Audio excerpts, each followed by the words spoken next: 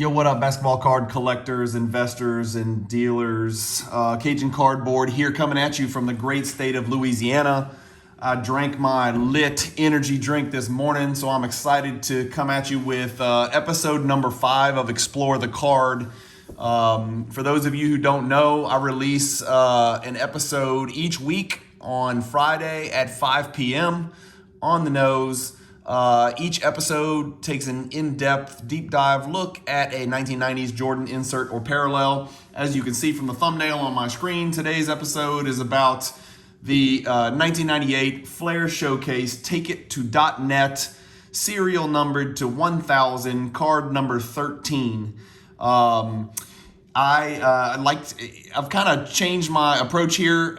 In full transparency, I always want to be transparent about what I do and don't own. I right now own this card, the BGS 9.5 minimum gem.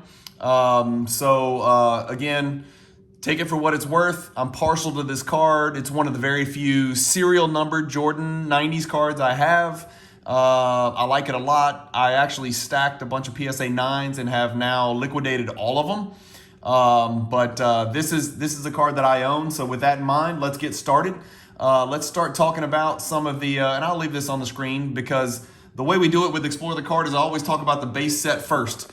And so the base set that this card comes from is 1998 Flair Showcase. It's a 90 card base set. It's a relatively high-end product. Good luck purchasing a sealed box of this right now if your name is not Nat Turner or Ken Golden. The insert or parallel sets that appear in 1998 Flair Showcase it include, and these are parallels, there's row 1, 2, and 3 of base cards. And correct me if I'm wrong on this because I'm not an expert on this set per se. There's row 1, 2, and 3 of the base cards. There's row 1, 2, and 3 of the Legacy Collection. And there is, in theory, row 1, 2, and 3 of the Masterpiece 1-of-1 cards. In addition to that, there are, to my knowledge, only 2 insert sets from 1998 Flair Showcase. The insert sets are Class of 98, which features rookie cards from the Class of 98, Vince Carter, Dirk Nowitzki, Paul Pierce. And then there is the Take It to .net, which we're going to talk about today in our Explore the Card episode number 5. Before I keep going, if you guys haven't subscribed, please do so. Stick around to the end. I've got a lot of cool stuff to talk about, and we talk about different things, where I think this card fits in the Jordan world as far as relevance go on a scale of 1 to 10, and then I tell you why. We talk a lot about the pop report, comps, things like that. But if you haven't subscribed to the channel, do me a favor and subscribe. And I do want to let you know, new audio and visual is coming. I met with an expert yesterday, a production manager. So we're about to ramp this thing up. I think the content I'm bringing you guys is something that people want to see based on the feedback I've gotten. The audio and video quality is crap. I know that. Just bear with me. It's going to be about 2 or 3 week lag time, but you're going to see some pro looking stuff coming in the not too distant future. So anyway, let's get cranking, keep cranking. The Take It to .net is a 15 card insert set. Okay, 15 cards in there. Some of the big names included are Michael Jordan, Scottie Pippen, Tim Duncan, Kobe, Iverson, KG, Penny, Shaq, and Kemp. 7 of the 15 players in the Take It to .net set are Hall of Famers. Each card is serial numbered to 1000. We'll get to more on that later. I should say that with an asterisk. There are therefore 15,000 Take It to .net inserts, which sounds like a lot. But ironically, only 377 have been graded by PSA and 430 have been graded by Beckett. So out of the big 2 grading companies, only 777 have been graded in total. So about 1/20th of these inserts has been graded, about 5%. 1,000 Jordans exist, but only 97 have been graded by PSA and 159 have been graded by Beckett. So about 250 of the 1,000 in existence have been graded. So about 1/4. That means there's a lot of raw Take It to .net inserts out there in the wild. Also keep in mind, of the 256 Jordans that have been graded, I gotta believe at least a small percentage of those would be crack and resub candidates, or crack and crossover resub type candidates. 11 of the 15 cards in this set are less than pop 10 in PSA 10 condition, which means if you're trying to collect this set, this 15 card set in PSA 10 condition, good luck. Your best bet's to buy a bunch of raw ones, say your prayers at night, hope for the best with PSA, but it ain't happening. Nobody's posting a PSA 10 set of this insert set anytime soon. Here's something that I really want you guys to know about, and I'm educating myself on this as well. You really need to educate yourself on 90s cards before you jump in. This is a card which brings me to a topic that's important to at least discuss. It may be a whole nother video. I've got a group of Jordan collectors that I trust. We've discussed this. I wanted to make sure I was on the same page. Not all 90s cards are serial numbered, okay? So there are Take It to .net cards out there that do not display the numbered to 1000 serial number. Like look on the, if I can switch over to the back and we can zoom in, you can see this serial number right here, 221 out of 1000. Not all of these Take It to .net inserts have that serial number.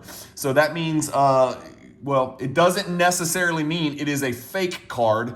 There are some cards that were like after production printed or part of a bankruptcy, liquidation. Again, if you want to know more about it, go to Blowout threads and read about it, or go find a big time Jordan collector and ask him. I'm not going to get into much detail on this. I am specifically today going to be talking about the 221 out of 1000. Some of the other cards that have serial numbered versions and then non-serial numbered versions are Flair Showcase Legacy Collections, Essential Credentials, and Finest Embossed Refractor. So just kind of keep an eye on that. It's really something for you to keep in mind when you're buying these cards. I don't want anybody out there to accidentally buy the non-serial numbered version and pay the price of a serial numbered version, because there is a diminution in value. It is worth less, and so therefore the comps would be much different. Lastly, this is a high serial number for a Jordan insert from the 90s, which makes it awesome because you know how many exist. But it also makes it awesome because it's so high of a number. It's 1000, which means it's obtainable. And 256 have been graded. So they're out there to be had in one grade or another. Obviously, it gets a little pricey in BGS 9.5 and 10, but we're about to get there.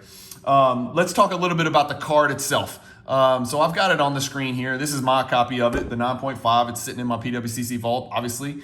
So it's... It features Jordan in his red uniform, shooting a finger roll layup with his right hand. I can't quite tell, but I think he's wearing the Jordan 6s. I'm not sure. It's set against a backdrop that looks like a microchip. It's like the motherboard of a computer. Remember, this card's from the late 90s, so the internet was just starting to really kind of get cranking.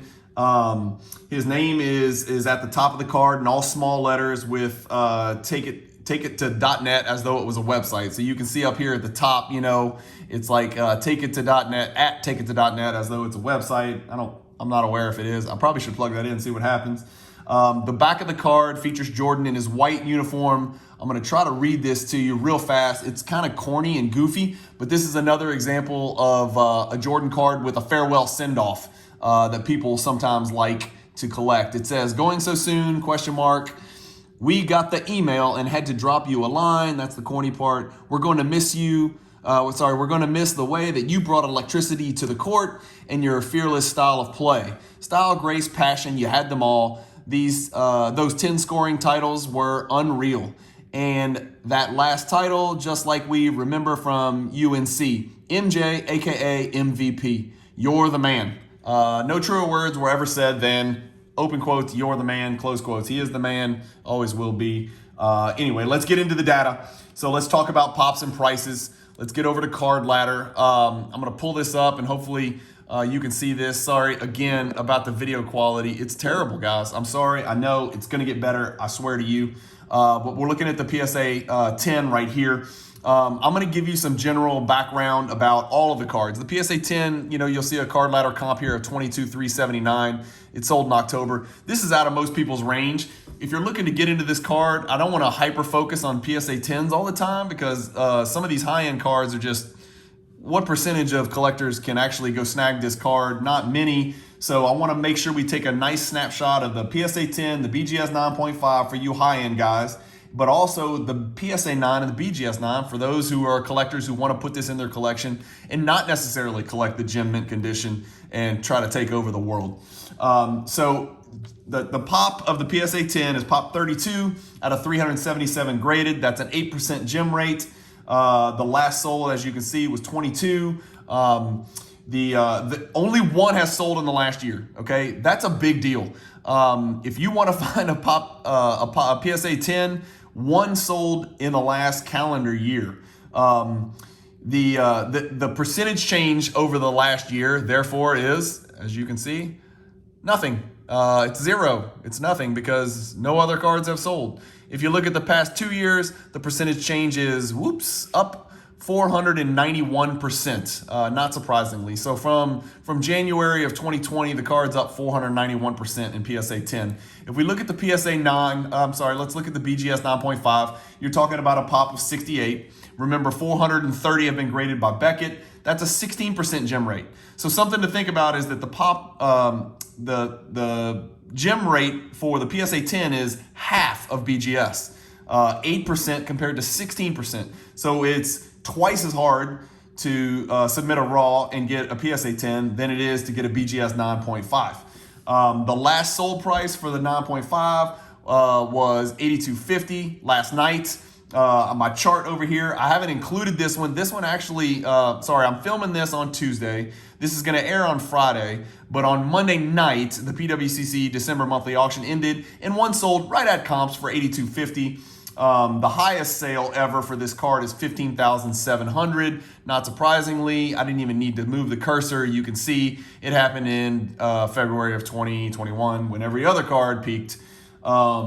8 copies of this card in 9.5 condition have sold in the last year, so a little more reasonable, a little more attainable. Maybe 2 sell every 3 months, something like that. You can go get it. But the one disparity that I want to show you between the 9.5 and the 10 is look what the 9.5's done over the last year. It's been pretty consistent, and that looks relatively flat, but it's actually down 14%. We're going to get back to this and follow up. So the BGS 9.5 is down about 14% over the last year. Card Ladder gives it a value of $82.50 because it happened last night, like literally 12 hours ago. So we know what the card's worth approximately. Moving on, let's talk about the PSA 9. In the PSA 9 condition, you're looking at a pop 49 out of 377 graded. That makes up 13% of the PSA population. The last sold price was $5,500 about a month ago. About 8 of these have sold in the last year as well. The highest price ever achieved was $65.50. So this card actually is pretty close to the highest price ever achieved, which was in May, which was post Crazy Bananas February, January. So this card actually has kind of bucked the trend in PSA 9 condition. But if you look in the last year, it is exactly the same. So it started at $5,500, it's gone up, down, moved around, wiggled around, but it's back at $5,500. So this card's kind of held steady and held its value. Moving on to the BGS 9, this is where things get kind of interesting. If you're an investor, and I'm not here to give investment advice, and I don't care, I don't benefit one way or the other because I've got my copy, my one copy that I'm probably going to hold.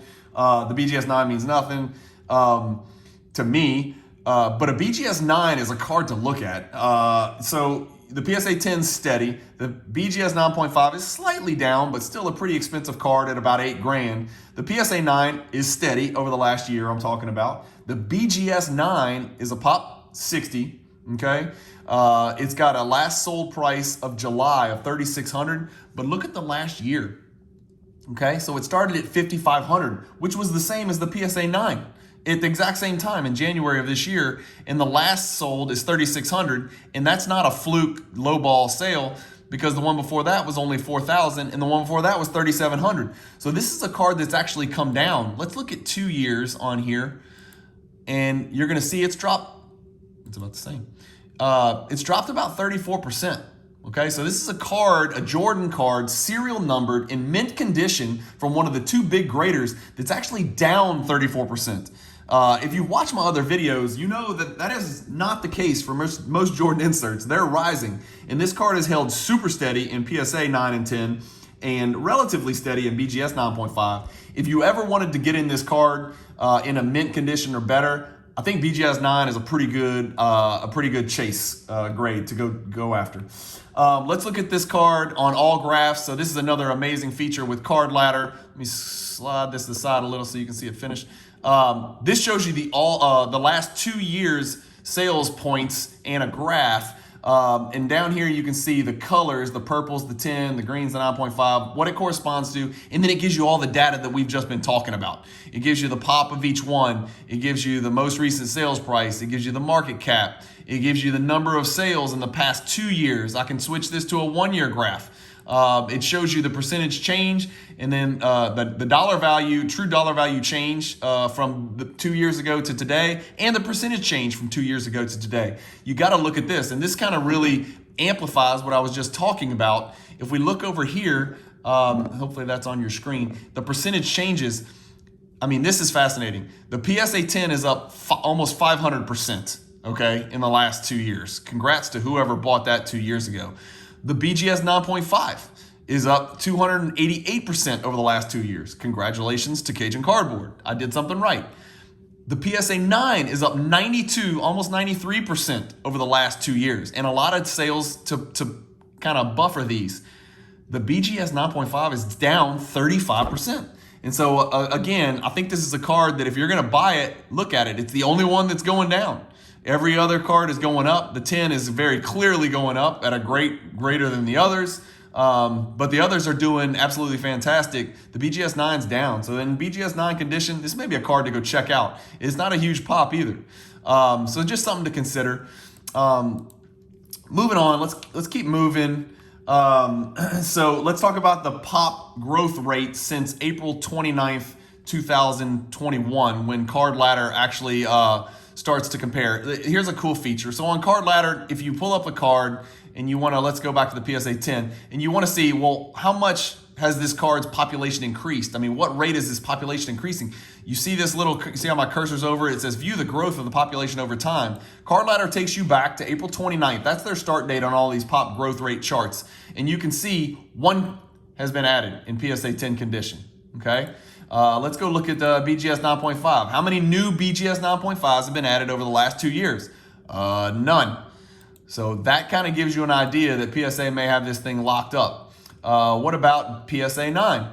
What is the pop rate, the growth rate? So it went from 35 2 years, or from April 29th, 2021, there was 35. Now there's 49. So they added 14. Okay, so that shows you people are grading this card. They're either cracking and resubbing, or they're just subbing raw, and they're trying to grade this card. PSA and BGS are not giving any more Gem Mint grades. Let's look at BGS 9. What's the increase in the pop on that? There you go. So in April 29th of this year, there was 55. Now there's 60. So of those cards that have been submitted, they're either getting 9s or below. You're not getting very many BGS 9.5s or PSA 10s. And I think that's part of the reason that PSA 10 inserts, just like this one, are racing. They're off to the races. People realize there's not going to be very many. I mean, there's 32 now. There was 32 7 months ago. There was probably 32 years ago. It's not going anywhere. I don't know where it ends up, but that's something to consider. So that's a good, nice, close look at the growth rate of the population in those 4 grades. There are 0 BGS 10s and 0 black labels, for those of you who are wondering. As I ask in every video, what would a black label be worth? Oh my God, I can't even imagine what a black label on top of this card would look like. It would be mind-blowing.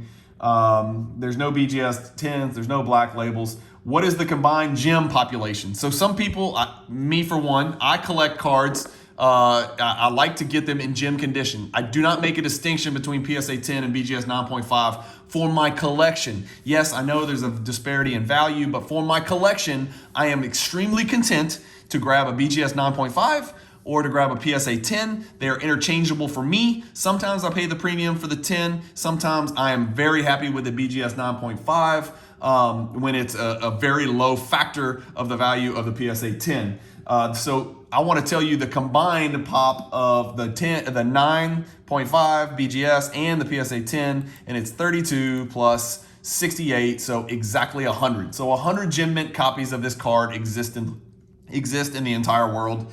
That's something to consider. That is a very low population for a Jordan insert, which is why this card is so highly sought after. How often does this card sell on the open market?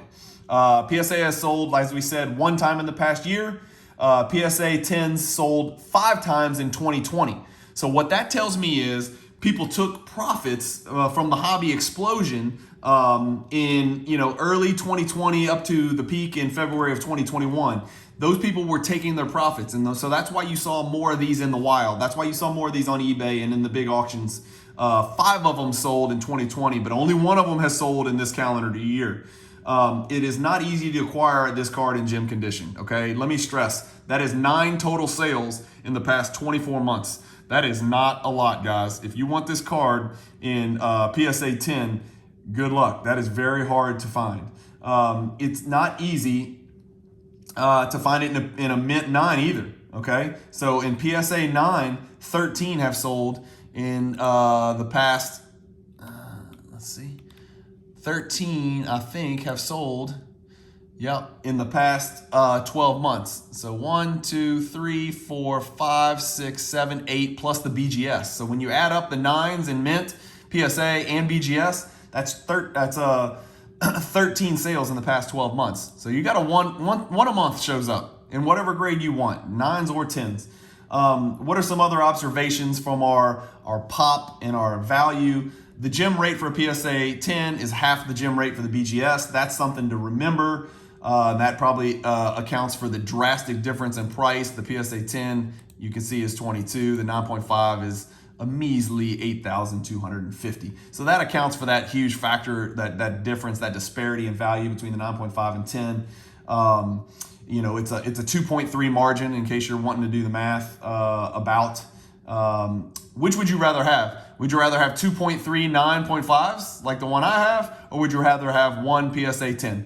Let me know in the comments what you think. I like to ask that question because, the hobby places this huge premium on PSA 10s, but I have to think that a lot of the people, even I have some PSA 10s, a lot of people would rather have 2 or 3 or 4 or 6 copies of the same exact card in BGS 9.5. Let me know in the comments what you think about that. What's on eBay? Okay, so that's the next question. You want to know what's on eBay. I want this card. What can I do? Well, there's 5 total on eBay. Here, let's go ahead and pull it up. I probably should have had this ready, but I'm going to pull it up for you. Let's type in take it to .net Michael Jordan. Okay, so last I checked, there was 5. Yep, there's still 5. So you've got your 9.5 for 15,000. That's twice comps, as we know. You've got your raw for 5,500. That's a bit steep. Maybe you can work him down. It's worth looking at. I haven't looked at the condition. I'll let you do the work. Then you've got your 9.5 for 15,000. Again, almost double the comps. You've got an SGCA for $59.99. So all of you wheelers and dealers out there, maybe that's a buy it, crack it, see what you can do for PSA, or maybe you're just an SGC collector. So that's going to be a very rare card. There's one of the ones that's in the wild that was not accounted for in my charts because it's not BGS or PSA. And then you've got another 9.5 for a very affordable $12,500. But as we know by looking at Card Ladder, this is an $8,000 card. So I don't know if you can get this seller down where you need to get him to buy this card for comps. And it's a min gem as well because I can see there's a 9 on there. So that's what's available on eBay right now. What do I own and what grade? As I said, I own the 9.5. It is a 9.5 min gem as we looked at. I'm happy with the card. I don't need a PSA 10. I don't need a Gem Plus or a Quad Gem. It's an important card to me, but it's not the most important. It is one of the few serial number Jordans that I do own, so I'm super proud of it. Right now, so then the question is it a buy, a sell, or a hold? And I'm not giving you advice. I'm telling you from my perspective what I am doing with my copy of the card each episode. For me, I am a hold, and it's an indefinite hold. I'm not interested in taking the profits that I've made on this card. I think I bought it a couple of years ago, so I have made profits on this card. I am in no way looking to buy another one because I've got other Jordans on my list that I need, and I'm not looking to sell it because it's now the only copy I have. I actually stacked 4 PSA 9s. I bought those about 2 years ago, and I just yesterday sold my last PSA 9 to a good friend of mine here in town, and took profits on that one. So this is the only copy that I have. So that's why I am a long-term, indefinite hold. This is part of my PC, not going anywhere. Is the card every week, when we do this episode, we talk about, is this card a low, a mid, or high, or a grail value insert? And so this is an aesthetically pleasing Jordan card that falls in my opinion, and anybody can put a number and put brackets around what the value is for a grail, for a high value, for a mid.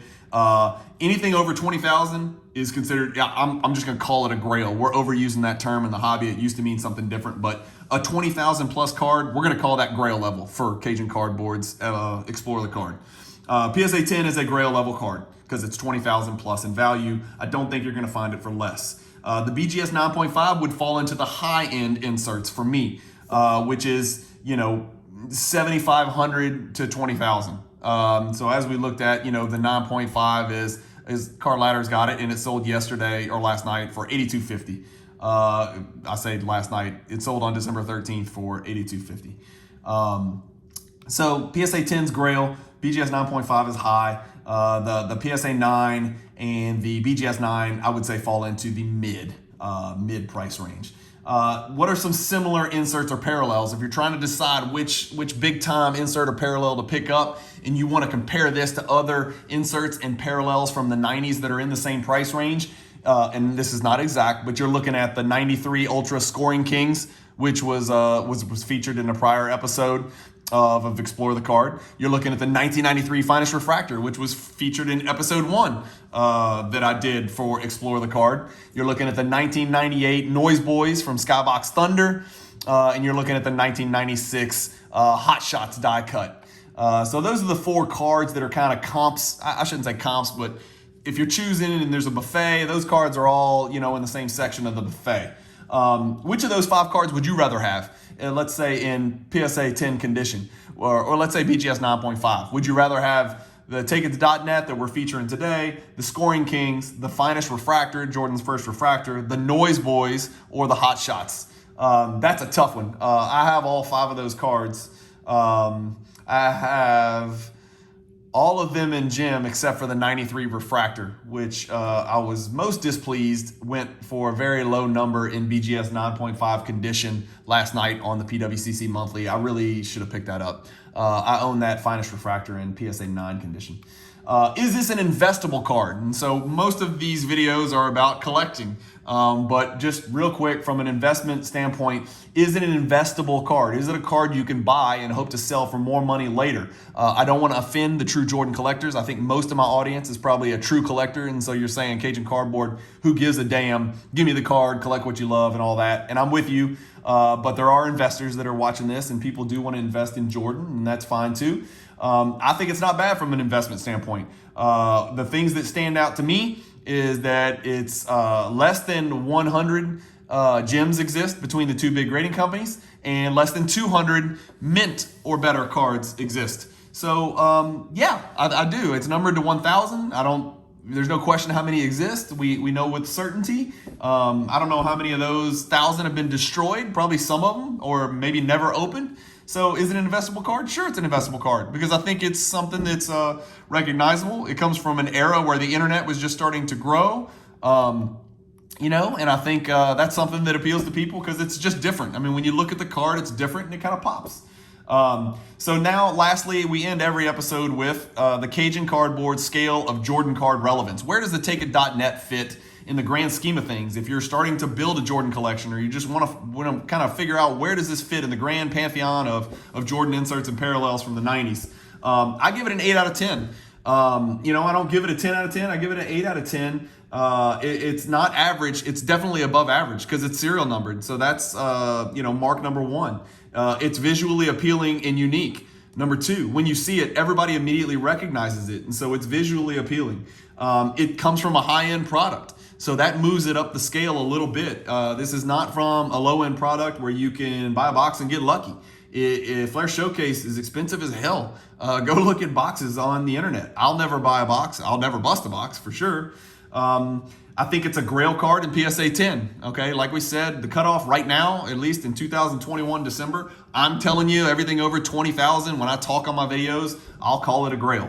So yes, it falls into the Grail category in PSA 10. So for that reason, it moves up a little bit on the Jordan card scale of relevance.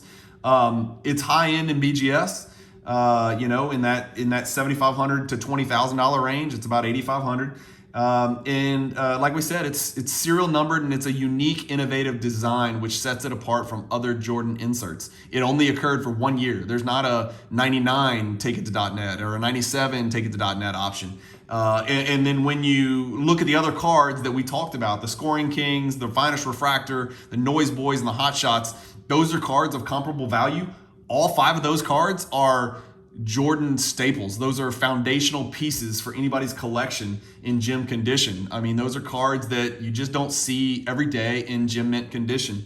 So for that reason, I give it an 8 out of 10. Let me know in the comments where you would put this on a scale of 1 to 10. That's Cajun Cardboard's rating, an 8 out of 10. What is your rating? And so that's it, guys. That's all I got. Here I am over 30 minutes again. No matter what I do, I can never cut it short. I'm sorry, I talk a lot, but at least I talk fast. And hopefully this information was helpful for you guys. If you like my videos, do me a favor and subscribe. Hit the little button in the bottom right of the screen. I would love for you to subscribe. It's the only way my channel can grow and confirm that I'm doing something right. Hit the like button if you like the video, even if you don't want to subscribe. If you're loyal and you've watched the other episodes, let me know that you watched them. Let me know that you like them. More importantly, comment below what you want me to feature in episode number 5. I'd love to hear from you, or episode number 6. So let me know, guys. I really appreciate you listening to me. Hit the bell icon to get notifications. I've got a lot of other videos coming. Remember, Explore the Card comes out every Friday at 5 p.m. Central Time. Basketball Card Battles for all you investor folks comes out on Mondays at 5 p.m. Central Time. Those 2 are weekly episodes that I will continue to do that. You have my pledge for the full year. The audio and visual is going to get better. Thank you for sticking with me. Hopefully you're watching for the content and not for the fancy graphics. But wouldn't it be cool if I had fancy graphics? They're coming. Sorry, right now I'm pointing my camera at my computer screen at 7 a.m. in the morning. And that's it, guys. Really happy. Hopefully you guys who were part of the PWCC monthly auction had great luck and great results last night. I've got a video dropping on that. Well, by the time you watch this, it will have dropped 2 or 3 days ago. I got a bunch of other cool videos coming out. Go check out my playlist, check out the channel, and give me some feedback. Let me know what videos you want to see. Hopefully I can provide some more great content for you guys, and I appreciate what you're doing to help me grow the channel. Peace.